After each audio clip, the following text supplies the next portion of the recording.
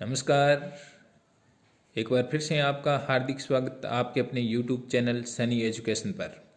आज हम विज्ञान के बहुत ही महत्वपूर्ण 1000 प्रश्नों की टेस्ट सीरीज शुरू करने जा रहे हैं। ये वीडियो का पहला पार्ट है। इस वीडियो में हम 50 प्रश्न करेंगे।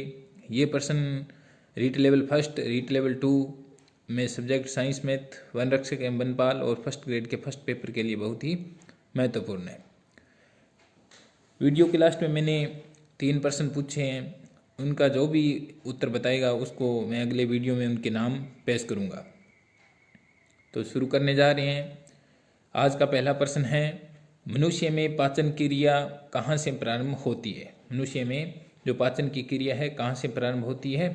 मुख से प्रारंभ होती है। 2 नंबर हमारे पास प्रश्न है, मानव की पाचन नली लगभग कितने फीट लंबी होती है? यहाँ पर पाचन नली से तात्पर्य है आहार नाल। मनुष्य की आहार नाल से है। आहार नाल जिसको एलिमेंट्री कैनाल भी कहा जाता है, जिसकी लंबाई 7 से 8 मीटर होती है। यदि फीट की बात करें तो 32 फीट इसकी लंबाई हो जाएगी। चलते हैं आगे वाला प्रश्न पे। 3 नंबर हमारे पास प्रश्न है, मनुष्य की मुख गुहा में कितने प्रकार के दांत होते हैं? मनुष्य की जो मुख गुहा है, आहार नाल का ये भाग है मुख गुहा, उसके अंदर आकार के आधार पर दांतों को 4 भागों में बांटा गया है। उसके बाद में हमारे पास अगला प्रश्न यानी 4 नंबर प्रश्न है, अस्थियों और दांतों में मौजूद रासायनिक द्रव्य है। अस्थियों और दांतों में मौजूद रासायनिक द्रव्य है तो कौन सा है? Calcium phosphate. आगे वाला प्रश्न है हमारे पास 5 नंबर प्रश्न, दांतों के इनेमल का कार्बनीकरण किसके कारण होता है? दांतों के ऊपर सफेद चमकदार एक पदार्थ पाया जाता है जिसको इनेमल कहा जाता है। यह शरीर का सबसे कठोर पदार्थ होता है। इसका कार्बनीकरण जो होता है वो किस कारण होता है? पानी में उच्च मात्रा में फ्लोराइड के कारण इसका कार्बनीकरण होना शुरू होता है। उसके बाद में 6 नंबर हमारे पास प्रश्न है, मनुष्य में अस्थायी दांतों की संख्या होती है। बहुत ही महत्वपूर्ण प्रश्न है, मनुष्य में अस्थायी दांतों की संख्या कितनी होती है? जैसे ही मनुष्य जन्म लेता है, जन्म से वृद्धावस्था तक मनुष्य में 2 बार दंत आते हैं। एक जो पहले दांत आते हैं उनको बोलते हैं अस्थायी दांत, गिरने वाले दांत या दूध के दांत भी कहा जाता है। इन दांतों की संख्या होती है 20। उसके बाद में जो दांत आते हैं उनको बोलते हैं स्थायी दांत, और स्थायी दांतों की संख्या होती है 32। तो यहाँ पे अस्थायी दांतों की संख्या पूछी गई है, तो अस्थायी दांतों की संख्या कितनी होती है? 20 होती है। आगे 7 नंबर प्रश्न है हमारे पास, दांतों में निम्नलिखित में से क्या होता है? दांतों में निम्नलिखित में से क्या होता है? दांतों में कैल्शियम होता है। उसके बाद में 8 नंबर हमारे पास प्रश्न है, निम्नलिखित में से किस तत्व का संबंध दांतों की विकृति के साथ है? तो इसमें हमारा आंसर हो जाएगा फ्लोरीन। 9 नंबर हमारे पास प्रश्न है, दांत के क्षय को रोकने के लिए अधिकांश टूथपेस्ट में क्या होता है? तो क्या होता है? फ्लोराइड होता है। उसके बाद में ये फिर से प्रश्न आ गया। उसके बाद में हमारे पास 10 नंबर प्रश्न है, एक वयस्क मानव में सामान्यतः होते हैं। एक जो वयस्क मानव होता है उसमें प्रश्न पूछा गया है कि सामान्यतः कितने चवर्णक दांत होते हैं? तो इसका एक सूत्र है 21-23 बटा में 21-23। एक जबड़े को 2 भागों में बांटा जाता है, बायां अर्धांश और दायां अर्धांश। एक जबड़े के अंदर 2 दांत चवर्णक और 2 दांत चवर्णक, ऊपर नीचे दोनों के अंदर क्या हो गए? 4x2। दोनों जबड़ों के अंदर जो कर्तनक दांत है उनकी संख्या कितनी होगी? 8 होगी। इसी प्रकार ये है जैसे एक जबड़े के अंदर चवर्णक दांतों की संख्या 6 है तो दोनों के अंदर कुल कितनी हो जाएगी, 12 हो जाएगी। इसी प्रकार दांतों की संख्या ज्ञात की जाती है। उसके बाद में 11 नंबर हमारे पास प्रश्न है, मनुष्य की जीभ के किस क्षेत्र तक कड़वाहट की संवेदना सीमित रहती है। यानी भोजन के स्वाद के आधार पर, जैसे भोजन 3 प्रकार से होता है, मीठा, खट्टा और कड़वा, तो इसी आधार पर जीभ को भी 3 भागों में बांटा गया है। अगर जो भाग होता है वो भोजन के मीठे का ज्ञान करवाते हैं, जो मीठा भोजन होता है उसका ज्ञान करवाते हैं। उसके बाद में ये मध्य का या किनारे बोल सकते हैं, जो किनारे या मध्य का भाग है वह भोजन के खट्टे का ज्ञान करवाते हैं। उसके बाद में जीभ का जो पश्च भाग है, पिछला भाग होता है, वह क्या होता है, भोजन के कड़वे का ज्ञान करवाते हैं।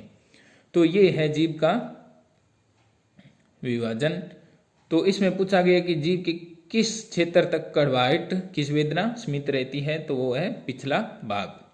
उसके बाद में हमारे पास प्रश्न नंबर 12, खट्टे स्वाद के लिए कोशिकाएं जिह्वा के किस भाग में होती है। ये हम अभी पढ़ चुके हैं, तो ये मध्य भाग में होती है। 13 नंबर हमारे पास प्रश्न है, लार किसके पाचन में मदद करती है। लार होती है वो स्टार्च के पाचन में मदद करती है। उसके बाद में 14 नंबर हमारे पास प्रश्न है, लार में कौन सा एंजाइम पाया जाता है। लार में 2 प्रकार के एंजाइम पाए जाते हैं, एक तो होता है टाइलिन और एक होता है लाइसोजाइम।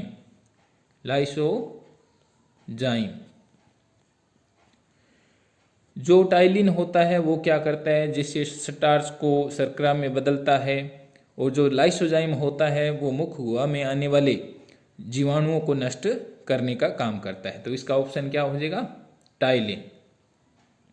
उसके बाद में 15 नंबर प्रश्न हमारे पास है, निम्नलिखित में से कौन सा लार का लाभ नहीं है।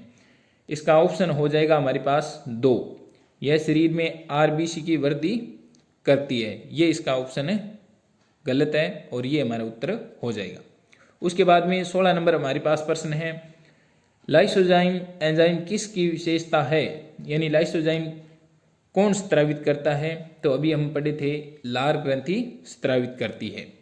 उसके बाद में 17 नंबर हमारे पास प्रश्न है, अमाशय में खालिस्तान एंजाइम प्रोटीन को पचाने में मदद करता है। यानी अमाशय में जो प्रोटीन का पाचन करते हैं वो कौन से एंजाइम करते हैं।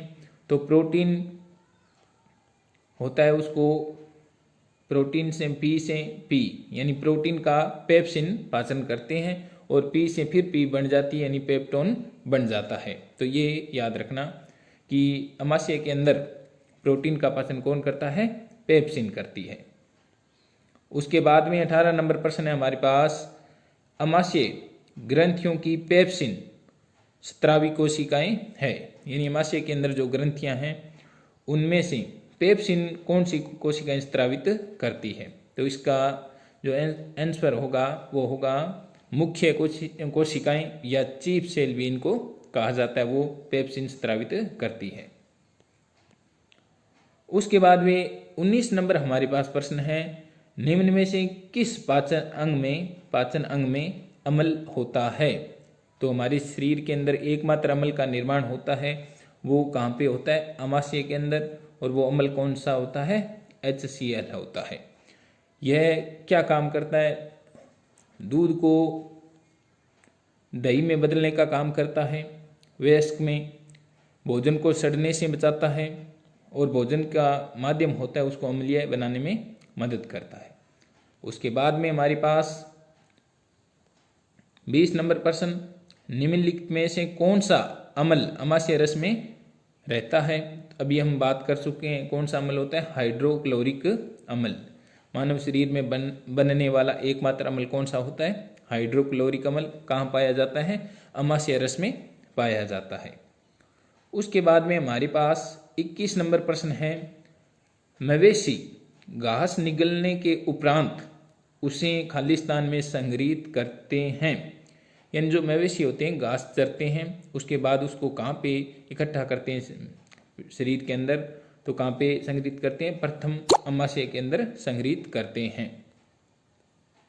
उसके बाद में हमारे पास 23 नंबर प्रश्न है, मानव के आमाशय में अम्ल X उत्पन्न होता है जो भोजन के पाचन में सहायता करता है। यहाँ पर X क्या है?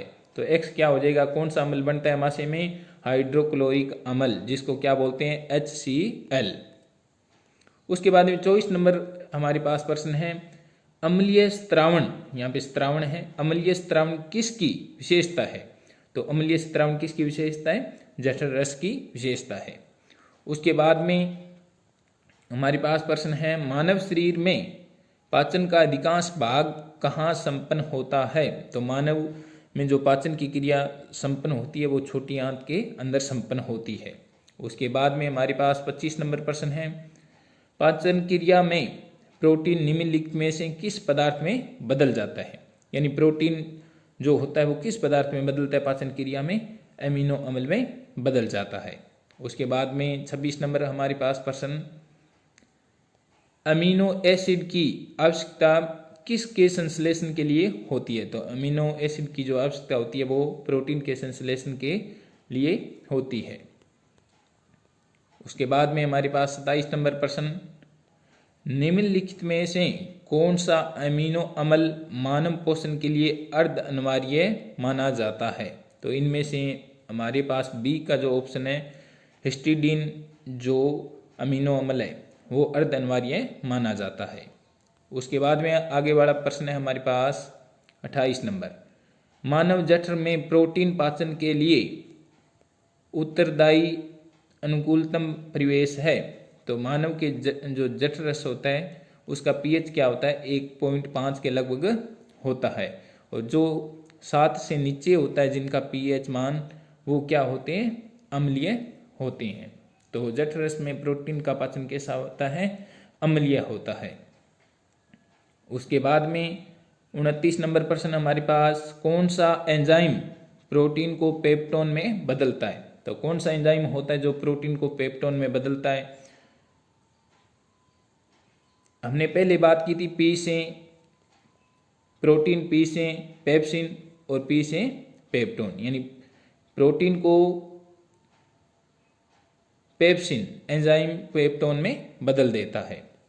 उसके बाद में 30 नंबर हमारे पास प्रश्न है, मानव तंत्र में निम्नलिखित में से कौन सा एक पाचक एंजाइम नहीं है? तो इनमें से 4 ऑप्शन, पेप्सिन, ट्रिप्सिन, गैस्ट्रिन और टाइलिन। तो कौन सा नहीं होता है?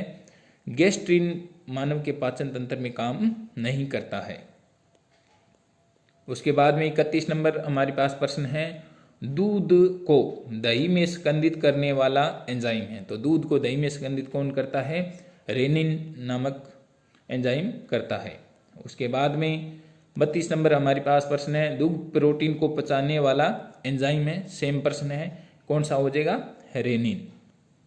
उसके बाद में 33 नंबर हमारे पास प्रश्न, दूध में कौन सा प्रोटीन शर्करा युग्म होता है? तो दूध के अंदर कौन सा शर्करा युग्म होता है? हमारे पास केसिन लैक्टोज इसका आंसर हो जाएगा। उसके बाद में 34 नंबर प्रश्न है हमारे पास, दूध में पाया जाने वाला मुख्य प्रोटीन कौन सा है? तो दूध में अभी हम पढ़े हैं, दूध में कौन सा प्रोटीन पाया जाता है? केसिन प्रोटीन पाया जाता है। 35 नंबर प्रश्न, एंजाइम के प्रोटीन भाग को क्या कहते हैं? तो एंजाइम के 2 भाग होते हैं, एक प्रोटीन वाला भाग और एक अप्रोटीन वाला भाग। जो प्रोटीन भाग होता है उसको एपो एंजाइम कहा जाता है। उसके बाद में जो 36 नंबर हमारे पास प्रश्न है, निम्नलिखित में से कौन सा पाचक एंजाइम नहीं है? इनमें से कौन सा एंजाइम पाचक नहीं है? तो इंसुलिन जो एंजाइम होता है वो पाचक एंजाइम नहीं है। उसके बाद में 37 नंबर प्रश्न है हमारे पास, पेट में भोजन को पचाने के लिए निम्नलिखित में से किसकी खास आवश्यकता होती है? 4 ऑप्शन दिए हुए हमारे पास, हवा की, पानी की, एंजाइम की और खनिज की। तो सबसे ज़्यादा किसकी आवश्यकता होती है पेट में भोजन को पचाने के लिए? एंजाइम की आवश्यकता होती है। उसके बाद में 38 नंबर प्रश्न, ग्लूकोज को एथाइल एल्कोहल में कौन सा एंजाइम बदलता है। तो कौन सा एंजाइम बदलता है? ग्लूकोज को अल्कोहल में जाइमेज एंजाइम बदलता है। उसके बाद में 39 नंबर प्रश्न, किस एंजाइम की उपस्थिति के कारण HIV अपना आकार अक्सर बदल लेता है? तो कौन सा एंजाइम होता है जिसकी उपस्थिति के कारण HIV अपना आकार बदलता रहता है? तो कौन सा एंजाइम है? वो रिवर्स ट्रांसक्रिप्टेज एंजाइम होता है। 40 नंबर हमारे पास प्रश्न है, मछली एक प्रथम श्रेणी का प्रोटीन है क्योंकि उसमें होते हैं, उसमें मछली के अंदर क्या होते हैं? आवश्यक अमीनो अम्ल होते हैं। 40 नंबर प्रश्न के बाद 41 नंबर प्रश्न है हमारा, मुख में मंड स्टार्च जो होता है का शर्करा में पाचन किसके द्वारा होता है? ये हम पहले ही पढ़ चुके हैं। मंड या स्टार्च को शर्करा में कौन बदलता है? लार द्वारा जो स्रावित होता है टाइलिन, उसके द्वारा होता है। उसके बाद में 42 नंबर हमारे पास प्रश्न है, निम्नलिखित में से कौन सा एक रेशेदार प्रोटीन है? कौन सा रेशेदार प्रोटीन है? क्रिएटिन जो प्रोटीन होता है वो रेशेदार प्रोटीन होता है। उसके बाद हमारे पास 43 नंबर प्रश्न, कौन से अंग पर अंगुली के समान उभरी हुई संरचनाएं होती है जिन्हें दीर्घरोम या रसांकुर कहते हैं? तो छोटी छोटी अंगुलियों के समान संरचनाएं होती है, किस पे होती है? छोटी आंत पर होती है, क्योंकि छोटी आंत के अंदर भोजन का सबसे ज़्यादा अवशोषण होता है और छोटी आंत के अंदर भोजन का पाचन होता है, तो इसलिए उस पर छोटी छोटी रोम के समान संरचनाएं पाई जाती है। उसके बाद में हमारे पास 44 नंबर प्रश्न है, मानव शरीर में पाचन का अधिकांश भाग किस अंग में संपन्न होता है? तो किस अंग में संपन्न होता है? अधिकांश भाग छोटी आंत के अंदर संपन्न होता है। 45 नंबर प्रश्न हमारे पास, अधिकतम पोषक तत्व रक्त में कहाँ से अवशोषित होते हैं? तो अधिकतम पोषक तत्व कहाँ से अवशोषित होते हैं? छोटी आंत से अवशोषित होते हैं। उसके बाद में 46 नंबर प्रश्न है हमारे पास, सिग्मोइड कोलन किसका भाग है? यानी कोलन किसका भाग होता है? बड़ी आंत का भाग होता है। बड़ी आंत के 3 भाग होते हैं, कोलन, रेक्टम और सिकम, 3 भाग होते हैं। बड़ी जो आंत होती है वो अपचित भोजन का अवशोषण करती है और इसमें से केवल जल का अवशोषण होता है। बड़ी आंत में भोजन का पाचन नहीं होता, ये विशेष कर ध्यान रखना। बड़ी आंत में भोजन का पाचन बिल्कुल भी नहीं होता। उसके बाद में 47 नंबर प्रश्न, मानव शरीर में सबसे बड़ी ग्रंथि कौन सी है? मानव शरीर की सबसे बड़ी ग्रंथि कौन सी होती है? लीवर होती है। इसको यकृत भी कहा जाता है, इसको हिपर भी कहा जाता है। उसके बाद में इसको शरीर की जैव रासायनिक प्रयोगशाला भी कहा जाता है। तो ये शरीर की सबसे बड़ी ग्रंथि होती है। इसका वजन जो होता है वो 1500 ग्राम यानी 1.5 किलो के लगभग होता है। उसके बाद में यदि पूछें कि मानव शरीर की सबसे बड़ी अंतःस्रावी ग्रंथि पूछे कौन सी बड़ी होती है, तो थायराइड ग्रंथि होती है, वो बड़ी होती है। और सबसे छोटी अंतःस्रावी ग्रंथि पूछे तो पीयूष ग्रंथि सबसे छोटी होती है। उसके बाद में हमारे पास 48 नंबर प्रश्न, लीवर में किसका भरपूर स्रोत है? तो लीवर में किसका भरपूर स्रोत है? लीवर किसका भरपूर स्रोत है? वसा और घुलनशील विटामिन का भरपूर स्रोत है। उसके बाद में 49 नंबर प्रश्न है हमारे पास, निम्नलिखित में से कौन सा एक किसी भी पाचक एंजाइम का स्त्रावन नहीं करता? यानी 4 ऑप्शन दिए गए हैं, यकृत, लार ग्रंथि, अग्नाशय और तिल्ली। इनमें से कौन सा ऐसा अंग है जो किसी प्रकार के एंजाइम का स्त्रावन नहीं करता? तो यकृत है, वो किसी प्रकार के एंजाइम का स्त्रावन नहीं करता। अंतिम क्वेश्चन हमारे पास 50 नंबर क्वेश्चन क्या है, निम्नलिखित में से किसका संश्लेषण यकृत द्वारा किया जाता है? तो किसका संश्लेषण यकृत करता है? विटामिन ए का। उसके बाद में अब ये जो 4 प्रश्न हैं इनके जो उत्तर बताएगा उसका मैं कल वाले वीडियो के अंदर नाम बोलूँगा। हमें इसके ऑप्शन बताने हैं। स्थायी दांतों की संख्या होती है, कितनी होती है ये बतानी है आपको। आगे वाला प्रश्न है हमारे पास, प्रत्येक जबड़े में रदनक दांतों की संख्या होती है, ये बतानी है रदनक दांत कितने होते हैं। उसके बाद निम्न में से किस में भोजन का पाचन नहीं होता, इनमें से आपको बताना है मुख गुहा में, बड़ी आंत में, अमाशय में या छोटी आंत में। ये थे आज के प्रश्न और आज का वीडियो। हमने 1000 प्रश्नों की टेस्ट सीरीज शुरू की है। यदि आपको वीडियो पसंद आता है तो वीडियो को लाइक करें, अपने मित्रों में ज़्यादा से ज़्यादा शेयर करें और चैनल को सब्सक्राइब जरूर करें।